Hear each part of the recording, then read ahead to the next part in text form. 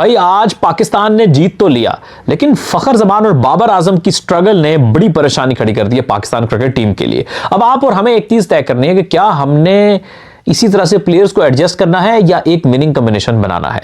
भाइयों, बात ये बड़ी इंपॉर्टेंट है और बड़ी बात पते वाली है।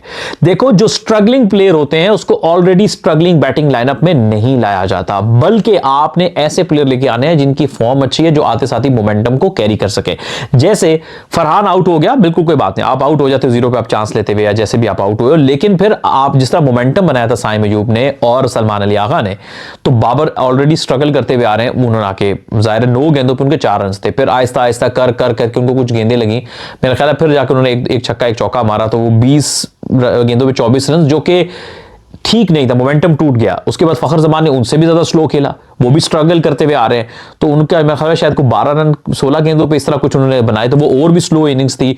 तो एक तो टेक्निकली आप देखोगे तो बाबर और फखर इनमें से कोई एक 11 में होना चाहिए, दोनों भी नहीं होंगे तो कोई प्रॉब्लम नहीं है। देखो, आपके पास ऑप्शन क्या, उस्मान खान, उसकी वजह से आप उस्मान खान को पीछे कर रहे हो। उस्मान खान ने आते साथ ही चांस लिया, मेरे ख्याल है 5-6 गेंदों पर 12-13 रन थे, करते करते करते वो 128 के स्ट्राइक रेट पे फिनिश किया, 140 प्लस था उस उसने स्टार्ट किया था। तो वो चांस लेता है, आपको कभी भी पसंद नहीं आएगा क्योंकि आपको एस्थेटिकली प्लीजिंग नहीं लगेगा, लगेगा को बहुत ही मुश्किल से खेल रहा है, बहुत ही अजीब उसका स्टाइल लगेगा, लेकिन भाई वो दिलेर है। ऐसे प्लेयर में आपको लिख के दे रहा हूं, आप उसको अभी, आप क्रिकेट ये नहीं है जो आप कहते हो, ओ भाई साहब क्रिकेट ये नहीं है स्कोर कार्ड पढ़ोगे, नंबर, उसको अपने ज्यादा गेंदें देनी है, ज्यादा गेंदें उन प्लेयर्स को देनी है जिसमें चौका और छक्का मारने की सलाहियत ज्यादा है। फखर में है लेकिन he is in the bad form, Babar में छक्का मारने की सलाहियत बहुत टाइम लेने के बाद वो कभी कभी मारता है। प्लेयर में बुरा नहीं कह रहा हूं किसी को, अब याद रखिएगा फर्क है, मैं इसको प्लेयर नहीं, प्लेयर तो वो अच्छा हमेशा था और रहेगा, लेकिन बुरी फॉर्म का शिकार है। अभी 11 में उसकी मेरे हिसाब से मेरिट पे जगह नहीं बन रही है।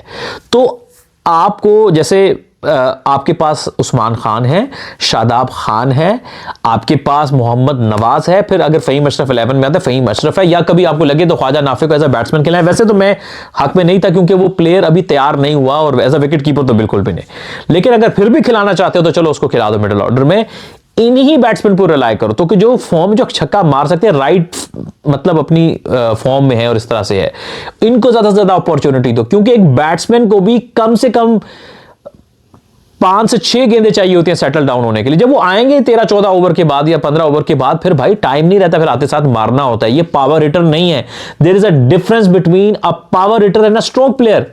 Shadab Khan, Usman Khan, Nawaz, they are stroke player, इनको थोड़ा टाइम चाहिए होता है। पावर हिटर का रोल आपने 1 साल में दिया सिर्फ फहीम अशरफ को, जो आएगा आखिरी 1-2 ओवर में, इसी रोल में वो खेल रहा है। तो ये फर्क समझना में बहुत जरूरी है। इसीलिए मैं समझता हूं कि या तो बाबर और फखर, आपने 2 लायबिलिटीज को ले आए हैं। मैं लायबिलिटीज इसलिए कह रहा हूं कि वो स्ट्रगल कर रहे हैं ना, तो जब मोमेंटम बना हुआ है तो आपने चलो 11 में भी खिला दिया, ठीक है। याद रखिएगा, मैं प्लेयर सारे मेरे लिए बड़े इंपॉर्टेंट है, लेकिन हम गेम पे बात कर रहे हैं। तो जब आपने उनको खिला दिया प्लेइंग 11 में, जब मोमेंटम बन गया तो किसको खेल भेजना बनता था? फिर आपको, या आप नवाज को ज्यादा प्रमोट करते या उस्मान को पहले भेज देते। आपने मोमेंटम मिडिल ओवर में इस वजह से लूज कर दिया। तो मेरा ख्याल है कि ये सीरीज में या तो अगर प्लेइंग 11 में कुछ बेहतर करना है तो फखर या बाबर, दोनों में से इनको पॉइंट प्रूव करना है, और जो ज्यादा बेहतर फॉर्म में फिर उसको प्रेफर करें आप, क्योंकि ये पिच बैटिंग के लिए फिर भी बेहतर थी, काफी बेहतर पिच थी, बैटिंग के लिए अच्छी पिच थी।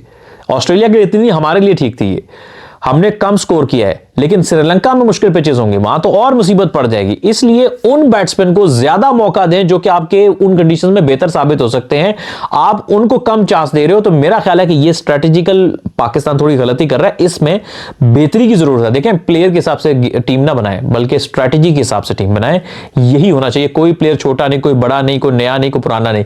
जो पाकिस्तान के लिए 11 प्लेयर बेहतर खेल सकते हैं कंडीशंस के हिसाब से, उन्हीं को खिलाना चाहिए। बाकी प्लेयर हमारे सारे ही अच्छे हैं, हम उनकी रिस्पेक्ट करते हैं।